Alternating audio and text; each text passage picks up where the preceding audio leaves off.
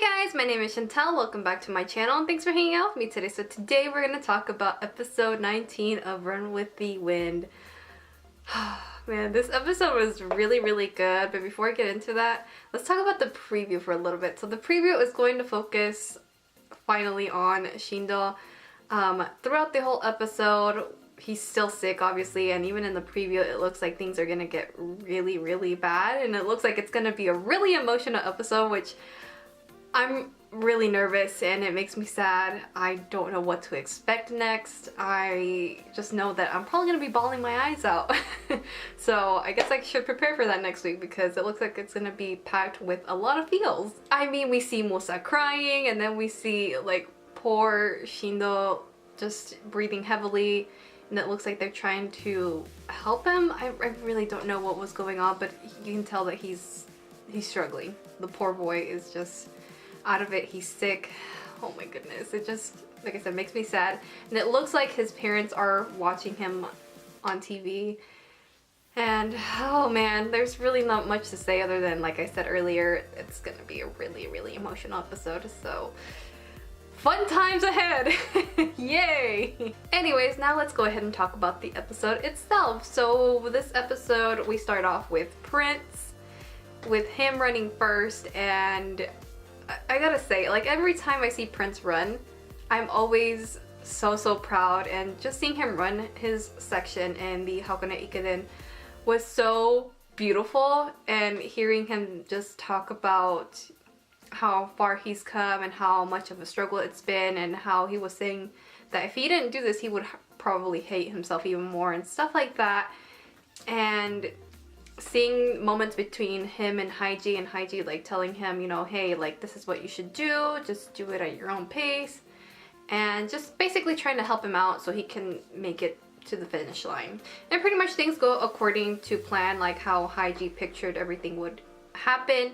And one moment that I love with Prince when he was talking to Haiji was when he started naming anime characters. He started naming basically the protagonists from a book. The ones that I recognized because there were silhouettes, and like I said, he was just naming them by first names, was Hinata from Haikyuu and Sakabichi from Yowamushi Pedal, which I thought that was a really nice touch because, you know, we all know Prince is into manga and stuff like that. So to see like something like this just pop out, I thought was such a nice touch and just a nice cameo, you know? I thought that was, I don't know, I just thought that was like a fun little part there. Anywho, point being, Prince basically finishes his race. He is completely out of breath, but like just seeing him completely out of breath and seeing just how, like I said earlier in my video, how far he's come and how much effort and work he's put in to get here just made me so emotional and so proud of him. And I love hearing Haiji just at the end of it when he finishes, he was like, just thank you. And I lost it. I was getting very teary-eyed, I'm not gonna lie. Moving on to the next person, which is Musa. So Musa is the second one in this race, and he did pretty good overall. And one thing that I thought was interesting was when Kakeru called him the ace, and it wasn't just him. One of the twins also called him the ace, which was Jota, I believe. I'm still learning the names of the twins. This episode definitely helped me a lot. So yeah, anyways, Musa, like I said, he did overall good, and I just love seeing him run and seeing him just so happy and just, you know, doing his own thing was really cool. He also did have like a moment with Shindo. They talked it over like on the phone, and I really like that moment between those two, like over the phone, where he was like, hey, I'm pretty sure you've never seen snow. He's like, why don't you just come to my hometown and we can enjoy the snow together. And I thought that was really cute.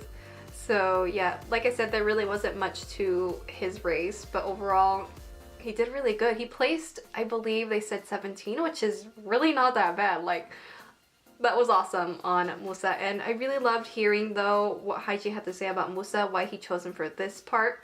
How he's just so calm and brave, and like he's the only one that can do this, and I can see that when I was running. I was like, yep, he's definitely right.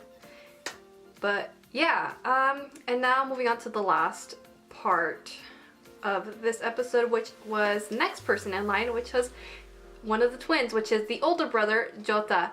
So this was probably like the most interesting part of this episode, we got to see a little bit of what's going through his mind. And when he was talking to King, he was asking him if he was gonna continue running next year, and he was asking him, hey, are you looking for job interviews or stuff, you know, basically trying to get any jobs. And King is like, I don't have any time, like, what are you talking about? And from the looks of it, it looks like they're, I thought at first when they were talking about that, I thought they were gonna continue on running, but hearing Jota's point of view, I was like, oh, so he's not going to? Which is really interesting because he's like, I'm not gonna continue running next year. He's like, right now I'm enjoying it, it's fun and all, but this is it. This is just not for me. My brother is the one that loves it the most, and he basically goes into detail, basically saying, you know, we look alike and people can't tell us apart, blah blah, you know, basic twin stuff. But he starts saying, you know, we really are different people, and he just goes on lists like the different things that they like and stuff like that. And I don't know, it just made me kind of sad, like, hearing his point of view. I honestly don't know why, but it was just, like I said, it was really, really interesting to hear his point of view and how highly he thinks of his brother and how he knows that his brother will continue on forward. And basically he's just starting to say, you know, I gotta let my brother go. We've done everything together since we were kids, but I think it's time that I let a part of me go. And I was just like, what are you talking about? Like, it just, like, hearing him say that, it was so sad. I definitely can see where Jota was coming from and explaining, you know, his point of view and how it's time for them to start doing different things and walking different paths and not having like the same path always. So it just, I don't know, it was kind of sad because it's kind of like, oh, like, you guys don't, like, no more togetherness. I don't know how else can I explain that, but it was just kind of sad. But I think the one thing that I got from that is that Jota definitely wants to stand out as his own person and not just, oh, it's the twin brothers. And I mean, I know I've been calling them the twin brothers, and this episode definitely helped me see, you know, who's who. But yeah, I mean, I think that's a common thing with twins, is like, you know, wanting to be themselves individually, but you still can get grouped as like, which one are you again? You know, maybe, I don't know. But overall, like, what I'm trying to get is he just wants to be his own person, and he thinks it's time to let go of that part of him, which is, like I said, it's kind of sad. Overall, point being is that it was a very, very, very, very emotional bit with him. And during the race, we do see Hana-chan. She's there cheering for him, and Jota gets very excited because he's like, I think she likes me, and I'm like, dude, oh my god. I mean, it's a possibility, but who knows? Because if you guys remember back with Musa giggling like a schoolgirl, which I thought was so funny, like a few episodes back, like how he was saying, oh, I think Hana-chan likes one of the twins, and I thought it was kind of cute and funny with Musa, like, just, I don't know, that was like a fun little bit with Musa, but it just made me think about that again.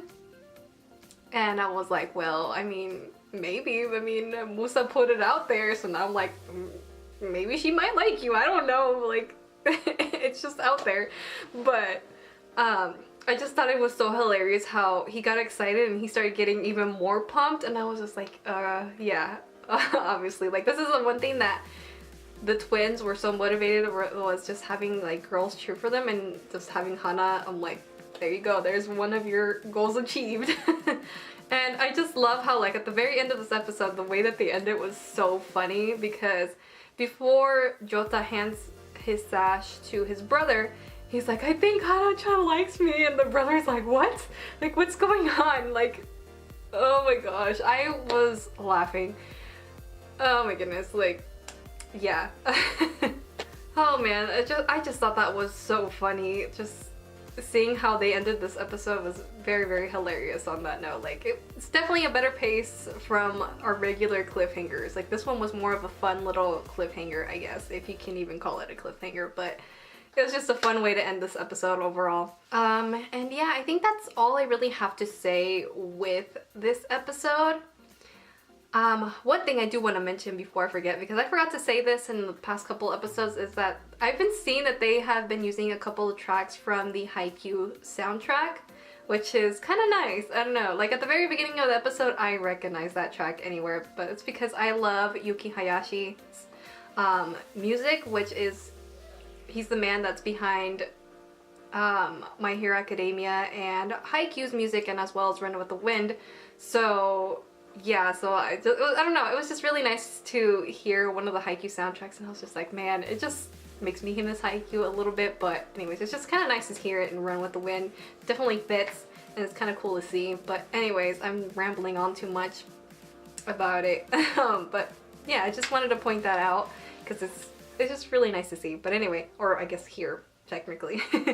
Anywho, that is all I have for this week's video. I hope you guys enjoyed hearing me ramble on about this week's episode of Run with the Wind. Can I say I'm excited about next week's? Yes. Yes, I am excited, but also very, very scared because, as I said in the beginning of the video, it looks like it's gonna be one emotional episode, and Jesus Christ, I don't know how much more my heart can take. But yeah, so that is it for today's video. I hope you guys enjoyed, and I will see you guys in my next video. Bye!